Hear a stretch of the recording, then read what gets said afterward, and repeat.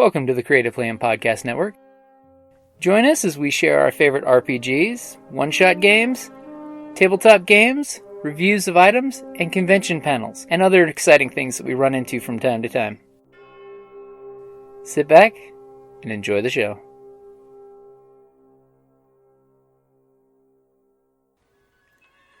Hi, this is Kelly, aka Trixie from Ragnarok and Roll, a Sign to Ragnarok story, and Tilda Wimblewick from D&D Journey of the 5th Edition. First off, I would just like to say thank you to everyone for listening to our varied adventures, as well as for rating us on iTunes and rpgpodcast.com. If you haven't rated us yet, we would greatly appreciate it if you could. And if you're looking for more ways to support our efforts, we are now on Patreon, a great site where you can help us continue making more podcasts, as well as some special surprises for our patrons. If you can, please look us up at www.patreon.com/cppn. Every little bit helps. And again, thank you for listening. Thank you guys so much for coming out. This is a really good turnout. I did not know what to expect at all from this convention. Like I said, this is my first convention in 2 years. Welcome everybody. I know that we all have really been looking forward to this moment, not just us. So thank you guys for coming out and listening to us talk about some stuff. So today we're going to talk about what primal terrors are untapped in horror. And so horror has always been sort of a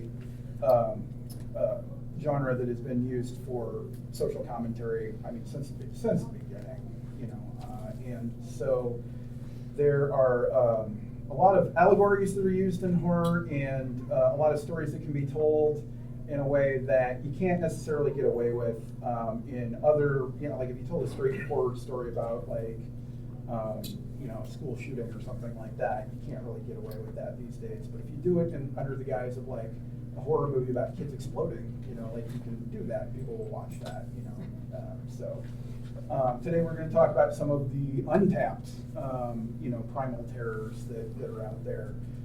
My name is Brian Haas. I am a film programmer at Film Bar in Phoenix. I've been a film critic for almost 30 years now. It's a long freaking time, since the last century. That's how long ago that was when we typed it.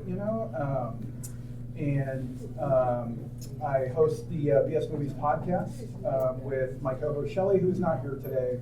She is in Phoenix, enjoying Phoenix weather right now. Sure. My name is Tom Dede. I write primarily speculative fiction, straight horror. I've recently released my first young adult horror novel, which is the first of a trilogy. My first novel, Haven, won the Stoker Award in 2016 for Best First Novel, which was quite thrilling. And like you said, I'm thrilled to be here. This is my first convention in 2 years as well, and I miss doing this and talking about books and horror and meeting new people. So thank you everybody for coming out. You on? I'm just so proud to be here. Anyway, this is my first one in 2 years too. I'm Yvonne DeBarro. I've written a little bit of everything, but horror is always, first and foremost, always my first and foremost and always love. First novel was a vampire novel, and apocalyptic vampire novel, and you pretty much don't get any horrifying than that. When it started off where the vampires had already won, and I still like just this pure horror. Although I've written science fiction, I've written thrillers, I've written a lot of tie-ins and stuff. But I have plans. I have so many plans. We do. We all do. And so, one of the things that I sort of feel is really untapped right now, and there are certain aspects of it that I do think are covered well, but I think mental illness is just now starting to get to the point where people are having real conversations about it, and it's sort of losing the stigma that it once had. And I have seen, I think depression does sort of get a little bit better representation in terms of movies, but I was thinking I can think of movies that can cause anxiety, but have you ever really seen a movie that's sort of about the processes of what anxiety's like, from your own brain attacking you, essentially?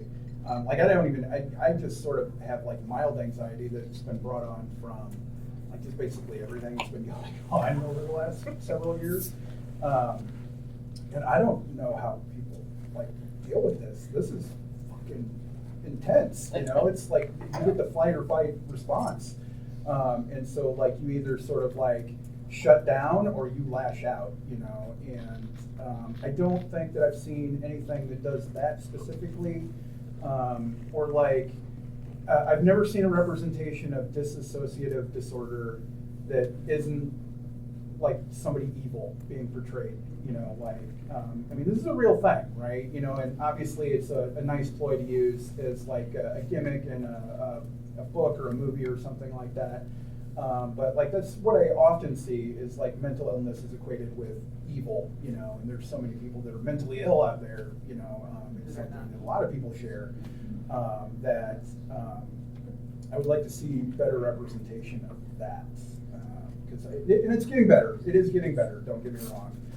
It's not like for the longest time that was the only connection was mental illness was evil, and it's starting to change the conversation a little bit now. But I haven't really seen anything like that, and I would love to see people explore that more because that's what I really like about horror specifically.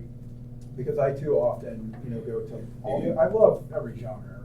Like I can watch silent movies to, like post-apocalyptic, 80s Italian movies. I run the gamut, right? I go from the highest highs to the lowest lows. And like, I just want to see some, yeah, and horror consistently shows me things that I don't see in like any other medium. And like because of that, I think that's why I keep coming back to horror the way that I do, because like I do have sort of like a more like professional sort of, I don't know, standing now or attitude or whatever, but like it's still something I keep going back and, have you seen this piece of trash that's really quite amazing, they made for no money in 1981, where they're using ketchup and stuff, so, because like they have to be, creative about what they're doing. I love that about it. I like the point you raised about mental illness. I do think there's kind of a sad habit in a lot of films, at least. I don't see it as much in books, but in films, to use the mental illness as a gimmick to, kind of simulate the unreliable narrator. Right. Is this thing really happening, or is this person just, mentally ill, or pick your name for it? So I would like to see, as you mentioned, better representation and more realistic representation of different mental illnesses. Yeah, and I think it's a crutch where they use it where, and it's not necessarily evil. You have the person who is mentally ill or supposedly mentally ill who is seeing these things that might be evil, but the person themselves, he or she is not the evil thing, it's what they're seeing, but no one believes them. Right. Exactly. And I can't remember the name of the movie that Wes and I watched. It was a heavy into religion and how this one woman kept seeing these religious things and it kept switching back and forth and back and forth. Oh, St. Maud? Yeah, and I was so disappointed in the ending when they switched back and forth at the ending. Mm-hmm. I thought they should have just chosen the one spectacular ending. Yeah. But no, they had it because they just weren't, it's like they weren't sure about themselves. Yeah. That just there's a lot of that, I think. There is a lot of that. Just in art in general, just not 100% certain what you want to say. That's why so many movies are good but not great, or great but not perfect. And so, but that's not necessarily a bad thing. Like, there's a lot of movies that I like because of their flaws. I was just talking about the Italian movies. Like, there's flaws all over that. They don't, continuity or like, hey, who cares about that? Does it look good? Oh, it looks good. Fantastic. Let's just run with it or whatever. Another thing that I haven't really seen that I think is very relevant right now is like dramatic change in like societal standing, right? Because there has been sort of this real shift in, like the haves and have-nots. I don't know how else to really, put it, but like there is this really huge gap, and like I think a lot of people are struggling with coming to terms with that, and like how to sort of like maybe counterbalance some of those things. And I'm not pointing a finger at like any side here, right? Because both sides are guilty of this, so I don't want it to turn into like some political thing or anything like that. But yeah, I haven't really seen anybody explore that aspect of it. We get post-apocalyptic all the time. I'm so bored of post-apocalyptic, right? You better do something really fucking cool when you're doing post-apocalyptic, or I'm just going to tune it out, because it's just like, how many people have done that? It's like, it's such a, it's like, it's tried almost, like I'm tired of that that genre convention. Like I want that to be gone, and so like think of it in a different way, or if you're going to go post-apocalyptic, go with something besides zombies. Oh my God. There's so many zombies today. Some of them can even be seen in film. Yeah. So yeah, like societal standing, I think is something, like there's a really great movie called Snowpiercer, and there's this television series that's been sort of adapted out of that, that I think does really do a great job of like, a very sort of a straightforward analogy of like, your societal standing. It's a really great movie. It's the same director who did Parasite, Bong Joon-ho, who's a great director. I mean, all of his stuff is great. So, there's a movie about a giant pig called, I forget what the name of that one is. But he's been making movies for many, many years. There's a reason why he won Best Picture. He's been honing his skills for many years. So he's been very good at like weaving that societal stuff into the narrative of what he does, for sure. So like all of his stuff.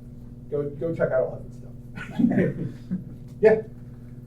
I got the impression that post-apocalyptic deals with bringing society and the people back to a more earlier way, which emphasizes the difference in the haves and the have-nots. Mm-hmm. As far as physically, they're in charge, the haves are in charge, and it's more of a primitive type of society because everything's been so strict.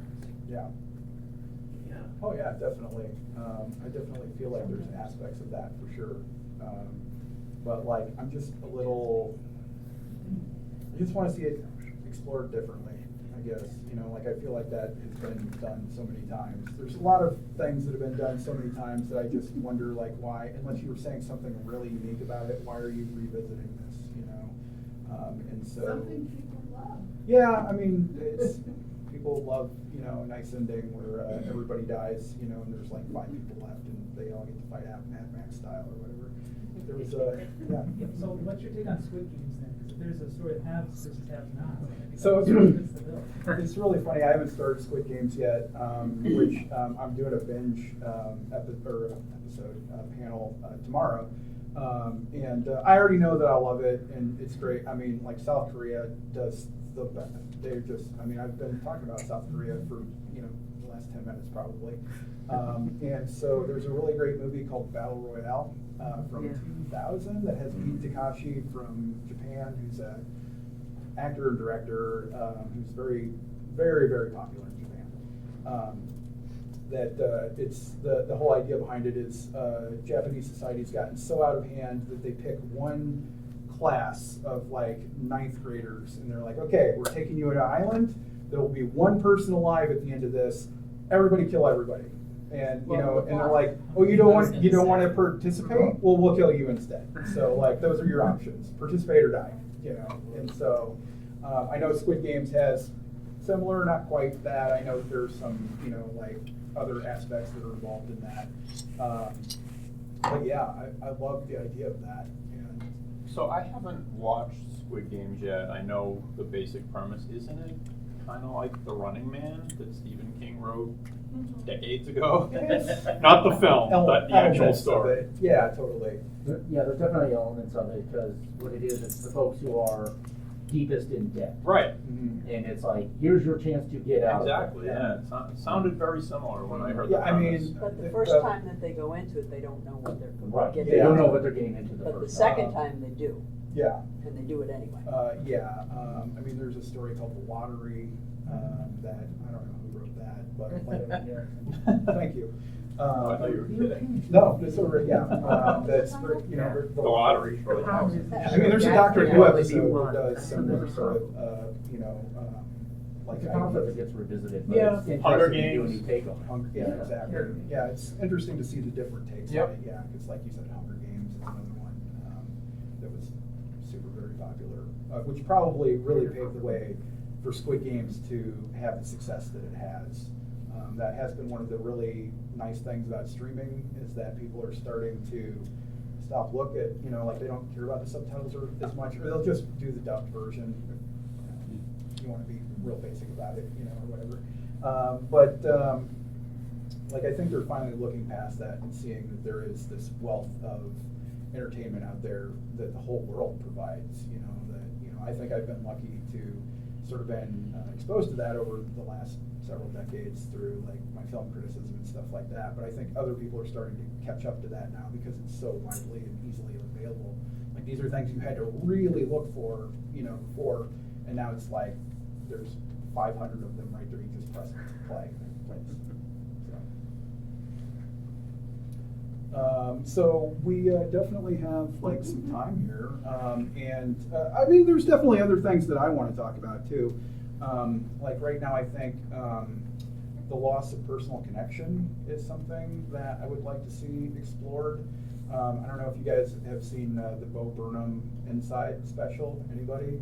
A couple. Okay, so I think that was a really great, look at how the pandemic is affecting like a single person, and like it felt very meaningful and relevant because like it's just everybody sort of especially at the beginning when we didn't really know anything that was going on. We're just like throwing things out there and seeing what sort of sticks to the wall. And so I haven't really seen the loss of personal connection. I've seen some interesting uses of like things like Zoom, for instance, like with Host. Host is a movie on Shudder. I would highly recommend it. 60 minutes long, so not asking for like a huge time commitment or anything. But like a group of girls get together to perform a seance over Zoom, and some shit goes sideways, basically. That's on Shudder, so like if you want to watch it, it's really easy to find. What about you guys? What do you think is something that might be, or open up to you guys? And Yeah, I mean, I think one thing, the pandemic, it doesn't explore the isolation as much, but I've seen, at least in film, a rash of, I think, movies that were filmed specifically like Host, where there are very few characters, the action takes place somewhere isolated, and I feel like it was a result of the pandemic. They're just trying to keep, not have large gatherings, and so it's kind of an offshoot of the isolation that this kind of subgenre came out. There's The Wind, there's The Dark and the Wick. There was a whole bunch of them that came out as Netflix and Shudder originals that were pretty interesting. Yeah. Well, for me, honestly, I've had enough of isolation. Yeah, exactly. I don't want to see anymore. I know. Movies like that. I am a really big fan, and what I think is underexplored is psychic. Like, I mean, it's been now and then, you have it, but to me, that is an area of horror, daily life, whatever, that is so underexplored. You can do so much with it. And maybe maybe it's just me. I love the whole idea. Not that you could just sit back and read everybody's mind. I mean, you're just gonna go insane that way. But that you could see only certain things or bits and pieces. One of the way back when, this was in the 80s, I read a book by Maxine O'Callaghan, Dark something, I can't remember it, but it just made such an impression on me, and I just loved it, and I loved the series that what's her face starred in. Yeah, I can never remember. I take terrible tests because under pressure, I'm just like, it was that one. Yeah. Yeah. Medium? Yes, thank you very much. I There you loved go. it. I just loved it. I love the idea that you can see bits and pieces that are clues. It's like a mind mystery. Yeah. Instead of like finding physical clues, and you're like, why can't I just? It's like me hunting for that word. Yeah. I love the idea of being able to do something. I like love that. the concept of that in the Dead Zone, Mhm. where it was Yeah. the physical touch that you needed Right, to right. get the vision. Right. Yeah, that was really well done. I mean, remember Babylon 5 where they had the gloves on? Yeah. They took the gloves off. Ooh, don't. Yeah. That's You know. interesting. They actually they did a little bit of that in the recent Haunting of Hill House. Mhm. The- Loved it. The character that Oh, wore the loved it. glove all the time Yeah. because of that. Exactly. Yeah. Yeah. Yvonne, do you think the psychic is not being addressed as much because there was a time when it seemed like everything? See, You if said it there was a overdone time and where now it it's- was everything, then I missed it. Because I did not get enough of that. I'm sorry. Okay. I just did not get enough of that. Clearly, I'm just challenged or deprived. Yes. And I was gonna say, I think accuracy matters with it too. We do get a lot of psychic stuff. It's kind of like mental illness, where it's portrayed Yeah. in such a way to just justify my plot instead of just being. And then something it's that's like- treated the same way as mental illness. Mhm. No one believes it. Right. Or him. Even when it's proven that, here's this thing and I showed you where the body is, when did you kill her? Even though I'm sitting here on a panel and she was killed while I'm on a panel, but I know where the body is, so somehow I must have teleported, killed her, and come back. Or maybe I killed her while I ran out for some more water. And the same concept goes for like seances as well. That, But see, and that's seances are been something I'm explored a so lot. over. Yeah, I mean, it's been done, but it's very similar, right? I mean, it just depends on where you're getting been your done, but I think my supernatural problem- information. I think my problem with seances is that it always seems to turn out the same way. Yeah. With something psychic, Yeah. you could do so much more than that. You have so much more potential. Right. In a seance, you call up something evil, they kill everybody and try to take over the world. Seance is limiting, but Yeah, go ahead. So what are your thoughts about like time periods? Because I feel like time periods come and go too. Like sometimes like the 70s are in vogue, other times it's the 80s, sometimes it's the 1920s or whatever. What are your thoughts on time periods being in vogue now? I mean, I'm always good, down for a good period piece. Like, if it's gonna make what you're doing easier, I understand why some people do it.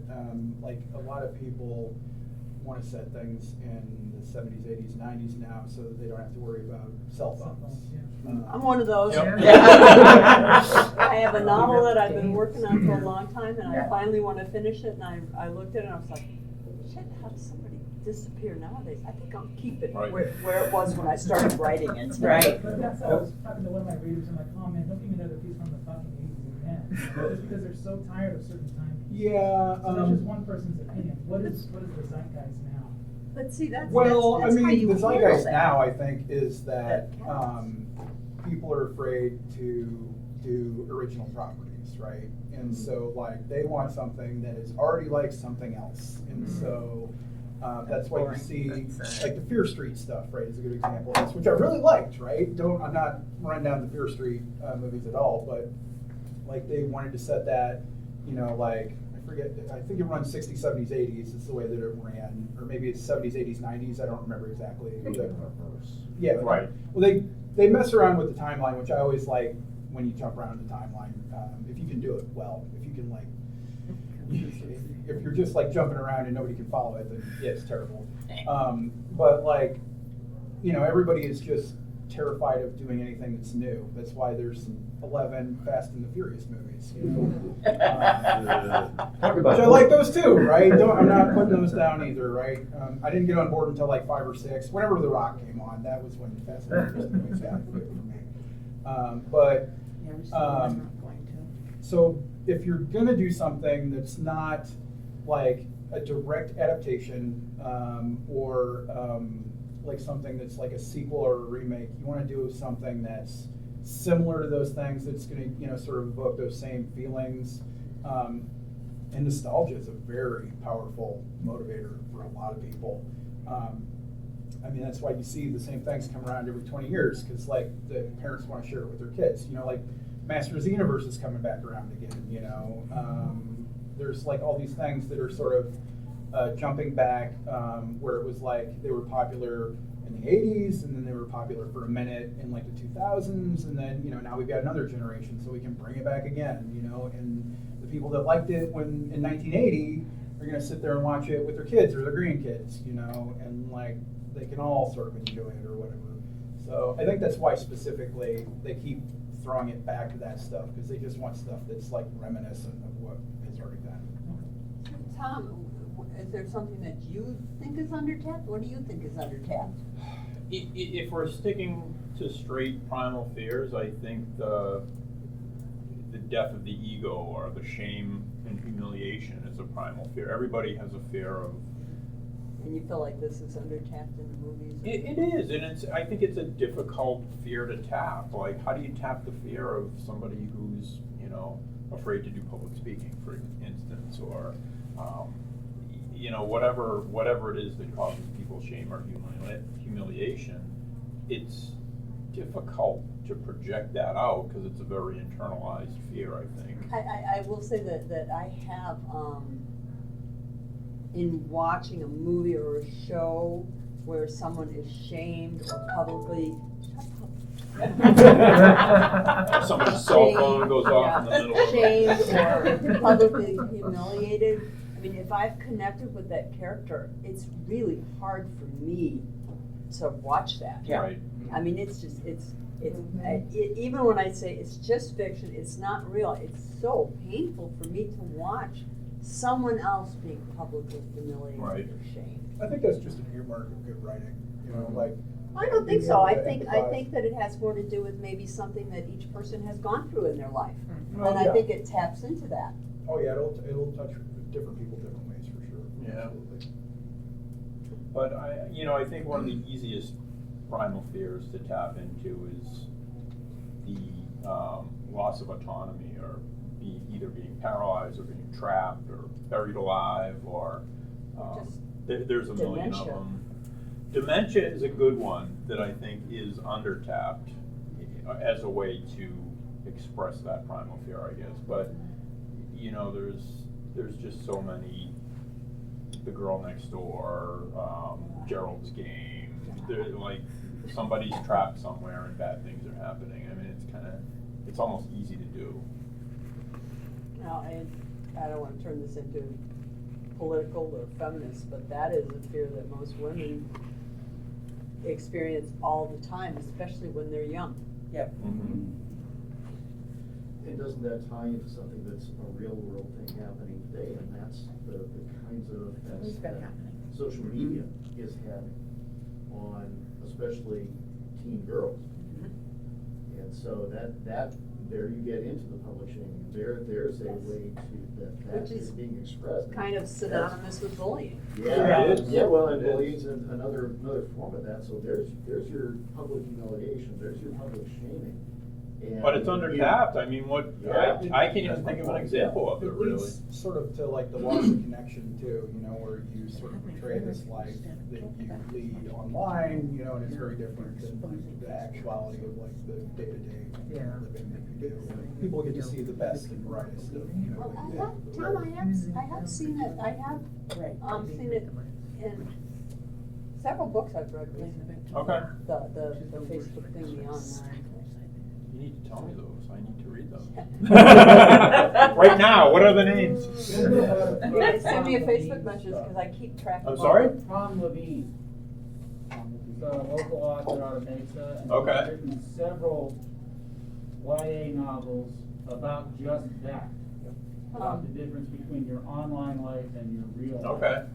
Send me a Facebook and message. I keep track of Not really I will. horror, but one of the things that I'd like to see more of and that I've gotten into lately is tapping into, and it's hard to do if you're not of the ethnicity, but ethnic horror. I'm thinking, what's her name, Veronica Henley's Bacchanal, which is a carnival touring the South in the late 30s, but it's all very Afrocentric.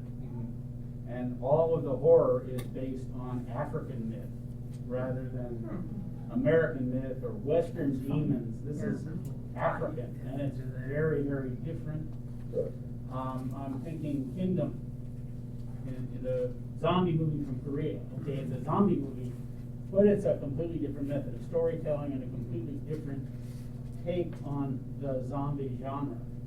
What was the name of the book about the African carnival? It's Veronica Henley Bacchanal. Yeah, I mean, I think we're starting to get to the point now, and I'm really happy about this. We're starting to see the fairy tales from different cultures start to, get representation. I've seen a lot of like really good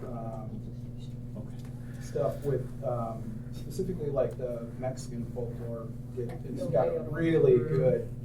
I mean, oh my God, Isa Lopez makes really great movies about that. Guillermo, I think, just sort of opened everybody's eyes, and then was able to, give some power to some people that could do some of those sorts of stories.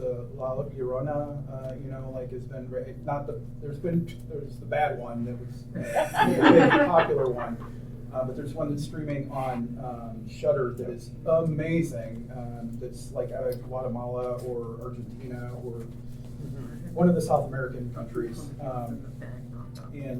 I've really been seeing a lot of like Indonesian stuff starting to get picked up by streaming services.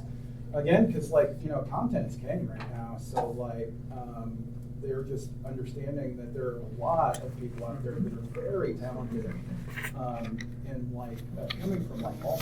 I just saw this movie out of Uruguay called The Last Matinee. It was amazing. About this 80s set, and it's just one of those old 1800 seat theaters, and there's a killer on the loose, and he's picking off the people that are in this rundown old theater.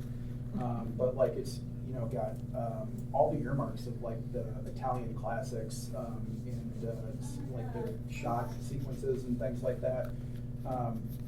It's really nice to see these getting an opportunity, because that stuff that went almost completely unnoticed before. If you were specifically looking for that stuff, it was very hard to find.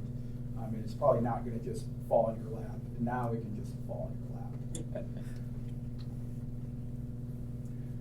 The question you mentioned about that, this doesn't really apply specifically, but in terms of cultural representation in film, and people are going to think I own stock in this movie because I talk about it every time, is His House. Oh, yes. Absolutely fantastic. And the way they did the sense of isolation of being kind of an unwanted immigrant in a new country and really having nobody to turn to when all these supernatural things start to happen. Absolutely fascinating. Just one of my favorite movies of the past 10 years, probably. And the fact that their supernatural stuff is all based in African culture, so it's not stuff we're used to, right? That we get all the time, and it's just. It's so well done. It's amazing how well done that film was. Yeah. And then, you've seen, I can't remember her name, but she's now been in Lovecraft Country and Loki. She's great. I want her to be in everything. I forget her name. I feel a little embarrassed about that. But yeah, that's where she sort of got her break, and then all of a sudden now she's everywhere. Mm-hmm. Rightfully so, because she's amazing in that movie. And it really gives the sense of the loss of your culture, right? You know, like being picked up and dropped somewhere else, you know, and like everything that was, usual to you is now gone, Right. you know. Like that's got to be terrifying. Like imagine if you just got dropped in some country, you didn't speak the language, you didn't know the culture. What do you do? And you weren't wanted there Yeah, anyway. you're not wanted. Yeah, people don't want you there. You know, they're like telling you to your face they Yes. don't want you there. You know, yeah. I mean, that's like just goes to show like the lack of empathy for a lot of different things, and like not being able to just sort of see these very like assigning humanity to people almost is what it sort of boils down to. But yeah, no, I agree. His House, amazing film. That's on Netflix if you guys want to watch it. What else, guys?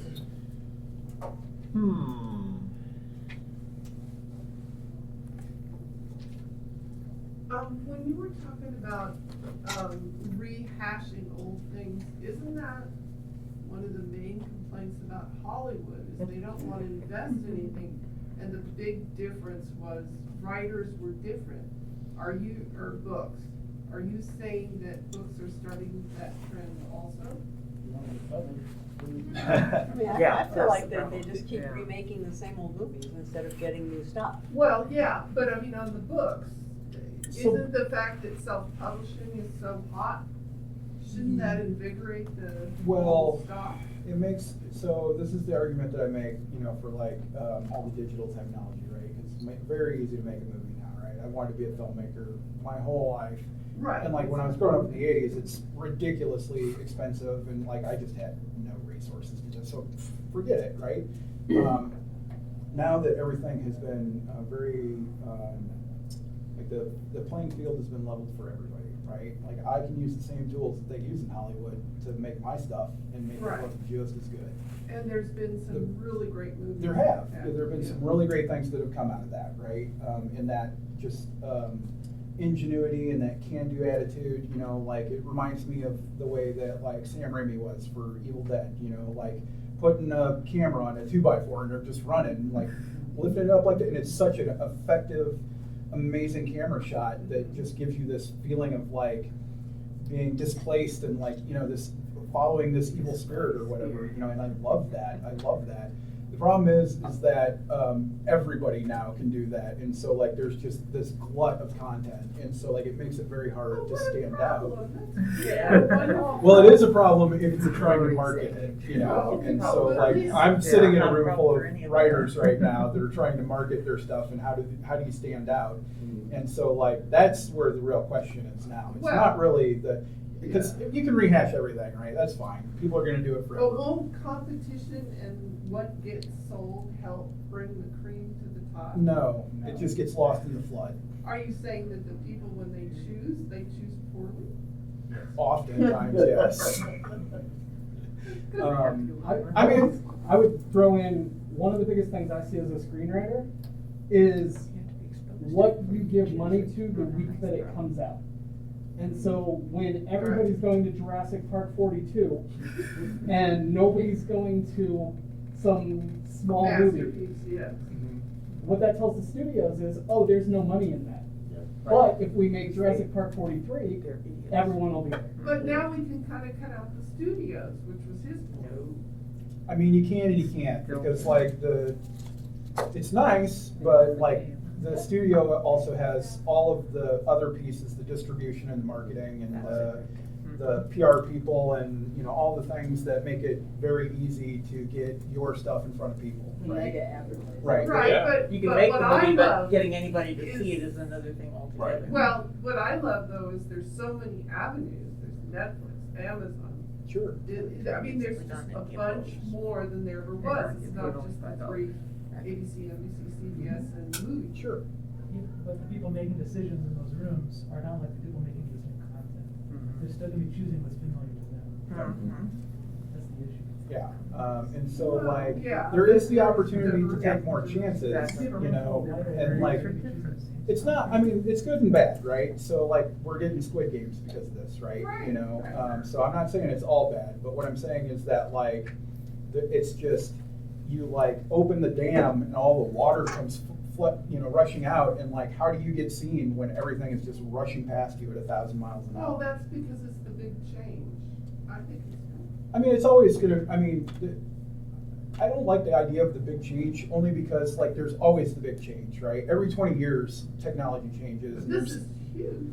Yeah, I mean, it's just moving faster. I don't think that it's huge. I think it's just like, it doesn't sit still like it used to. You know, like it used to be you had 10 years to sort of get used to the idea, and now it's like you have 10 minutes to get used to the idea, you know, and you better get on board because like it's, the wave is not, it'll But get everything off. is saved so you can go back. Yeah. What were you I gonna was say? just gonna comment on that, because it's not, is there content there, it's not even is there excellent content there. It's, you got a tsunami of content, Yep. and you're trying to pick out the stuff that maybe just you individually like. There's so much noise, the signal noise ratio is so high that finding the signal is what's hard. I don't have Get enough- your stuff Yeah. in front of eyeballs. Well, Why would that's they look at true, you but as opposed as to a a million others? consumer, I love the fact that I have all that to choose from. I have to do more work, but it's there. Like. But then there's also the issue where Yeah. you're scrolling through Netflix for half an hour looking for something new or interesting, and finally you're just like, I'm just gonna rewatch. Yep. Yeah. You know? I mean, I don't have I've done enough that. time to watch That's all. everything that I want to watch, Yep. right? Let alone the things that I want to try and like the things that people like, you know, I have this list. I joke about this all the time, you know, like my list just keeps getting bigger and bigger of stuff that I need to watch, right? And they're like, well, what are you going to do? And I'm like, I'm going to die with a huge list of stuff I haven't watched, you know, because like I just don't have time to do it. Because like I've watched Texas Chainsaw Massacre over 100 times. That's a literal number. That is not a figurative number. Well, and that's so- why you don't have any time to watch something. You'd be surprised. You just got to be good about, you know, multitasking and compartmentalizing things and stuff like that. But like, yeah, I mean, I just don't even have the time to like watch the stuff that I want to watch. And so like, I mean, it's a good and bad problem to have, but like, there's a lot of stuff that's not getting the attention that it should because of that. So. It sounds kind of like the movie industry is having the same problem that the indie author industry is having, that there's discoverability, but what is missing, it seems, is I hate to bring up Amazon, but the Amazon concept of people who watch this also will like that. That also bought kind of concept. It doesn't sound like that exists for movies yet, even on Netflix and the other streaming services. I don't know. I mean, Is I that think true? the algorithm, I think, is. There is an algorithm, at least on, I think on Netflix, where it says, because you watched whatever, and it gives you very similar to the Amazon. Very thing. similar. Yeah, again, it's made titles. Yes. Yeah. Seeing that. Okay. Yeah. Yep. Yeah. I feel like even then you're getting ones that have more marketing power behind them. Well, it's an algorithm too. It's also, just because, you know, you watched the same movie I did and then watched another movie, doesn't mean that falls into the same thing I want to see. So it is an algorithm, but it's also subjective at times. And the algorithm is weighted. Yep, exactly. Who made it, you know? It's a Netflix exclusive, well, it's gonna be weighted higher. Right, true. What else? Lots of primal fear. So, yeah, I mean, I think there's a primal fear of mutilation or body dysmorphia or whatever you want to call it. And yeah, I mean, it's hard to do that, I think, at least without making it a total gross out. But there was a film called The Perfection. I think it came out a couple of years ago. 2-3 years ago. And it wasn't really the fear of the mutilation, but the aftermath of the mutilation. Yeah. Which I don't know if anyone has seen that film, but it fascinates me what they've done with that. Yeah, you should definitely watch that. Yeah, there's definitely a lot of those sort of like mutilation ones. So I think The it's sort Perfection, of it's like about a starting to transition premier cello into player. like the gender fluidity, you know, sort of question that's kind of happening right now. And I'm seeing that as being like a topic that is getting addressed more than I would have anticipated, which I find interesting. But like I'm also like a cishet, white guy. So like, my opinion on that might not matter as much. So, but I do think that that's sort of interesting to see like how the next generation sort of steps into those things, because it seems like this next generation moves very quickly. So, very Well, if we're talking horror, to me, the horror would be unwillingly placed in a dysmorphic condition. So I'm not trans, Yeah. but somehow I'm forced into it. Well, That to me would be difficult. There's this movie that just came out called Titan, or I don't know, it's French. It's the same director who did Raw, which was a movie about cannibalism that's very good. That's on Netflix, I think, right now, or Shudder. It's on one of the streaming services right now for sure. They re-released it because Titan was coming out, and like it has some of that gender, politics and body dysmorphia, and like a sort of like. Not in the way you're sort of describing where it's forced, but where it's sort of like it seems like it's a natural sort of progression. And I was sort of interested to see how that was sort of like, I would love to see like more, just, I don't know anything about it, or, I'm very limited on what I know about it, just from like experiences with like people that are, that way. And so, I always want to continue to keep myself open to other cultures and experiences, and other people's experiences. And so, like, I'm always interested to see that stuff, and I'm starting to see it. It seems like any sort of change that is out of your control, just that loss of control is one thing that's always. That's always gonna be Yeah. So whether it's gender, whether race, who knows? There are all sorts of things that could be happening. My own books deal with that sort of thing, where changes are happening, and the entire race has no control over it. They're just happening. How do you deal with it?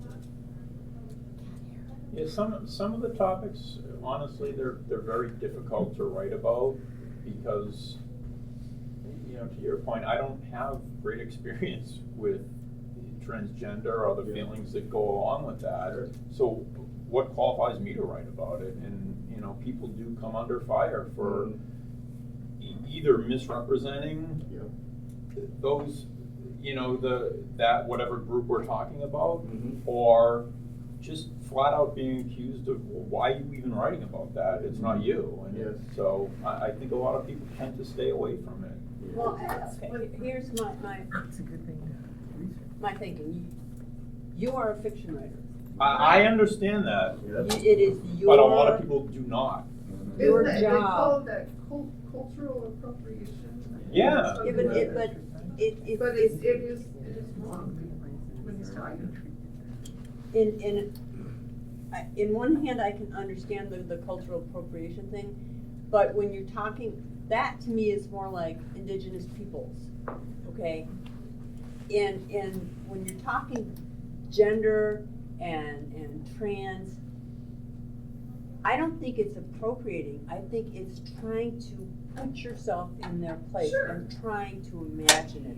And now I'm not trans, so I can't say this, but if I were to read a book, if I was trans and I were to read a book that I felt fairly did a decent job of this, I don't think I would be angry about it. I think I would be happy that at least someone is trying not only to tell the way I feel, but to share it with other people. So in a lot of ways, I don't understand the anger involved. But what if they do it wrong? Well, that's the thing. It's like if it's poorly done, I can understand that too, but then look for, rather than spend your but as time long as you're good at what going you over and do. over something that's already been done and it's been done wrong, how about looking for someone who's doing it right? Right. But You what if can't change the fact that it was done wrong, so move forward, not backward. Well, but if you make it a horror, isn't that? Well, this is why horror works very well, as an allegory, and that's why I think you can talk about some of these more, dicey topics through horror in a way that, you know, you couldn't, in like a straightforward movie that was just talking about Titan, there's no way that, like, if it's not like a fantasy horror movie, you just can't have that movie. Like, it just doesn't work. And so, like, I think that, you know, it's about how you sort of talk about it, and like being respectful. I don't think that there's necessarily, you know, I don't think the brushback is necessarily that people are including those sorts of characters in their work. I think that it's the poor representation of those characters that they're upset about. And so I don't think that it's, you know, like, I think, you know, minorities or like people that have a different sexuality would love to see more representation in, like, you know, what is sort of considered like the more mainstream, you know, culture. And it's starting to work its way in, right? So I'm not saying that it's not, things aren't happening, but like, it's gotta be like the right way. And so like if they're, you know, portraying it in like sort of an unflattering or like an unrealistic light, like that, I can understand how they'd be very upset about that. We're gonna have a whole panel on that tomorrow on cancel culture. And its effect on science fiction or lack thereof. Because that's, you know, that's where you get to the point where you did it not exactly perfectly, therefore you're hateful and we're going to attempt to destroy you, sort of thing. And that's carrying things way too far. It's a tough line to walk. You know, Well, like if isn't you're gonna that do those sorts social of media? topics, you better tread lightly, or, you know, be very, very well informed on the topic that you're doing, you know, so that you can make sure that you're not misrepresenting it. You know? But even if you think you've done that, there's always that risk of that one group that's gonna get furious and try to nuke you over it, and you know, they'll get the attention from it may get to the traditional media, it may just be running around on social media. Come to my moral panic talk tomorrow. Yeah. We'll talk about that tomorrow. Yeah. These are all related. Totally. Yeah. Well, we got like 5-6 more minutes here, guys. What else? So, I mean, this one's probably a bit of a niche audience, but in terms of the primal terror that a lot of people do feel, it's the guilt and loss of the caregiver. So a caregiver who's taking care of someone who they love, but who is dying, and how they feel when that eventually happens. Because, you know, to an extent, there's a relief when it happens. And you could explore that in horror in such a way that, you know, how do people react? Like, well, what do you mean you're relieved? Like, taking care of this person who's been Which dying. also comes into play in the perfection. Or flip that around, and the caregiver is the one who's the problem. And I know you're thinking of Stephen King.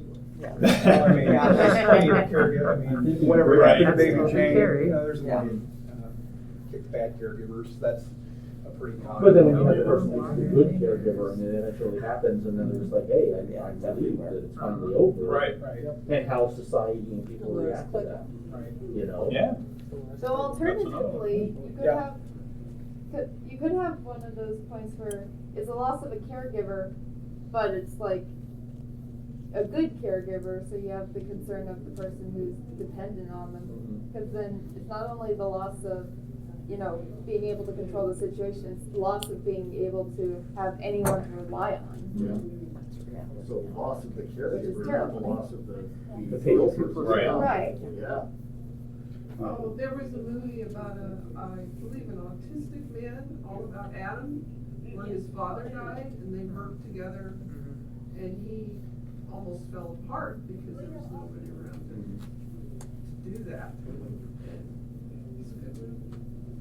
Yeah, kind of maybe going along with that, touching on that is the breaking of long established relationships. You know, like the breakup of a marriage that's been going on for 2 or 3 decades.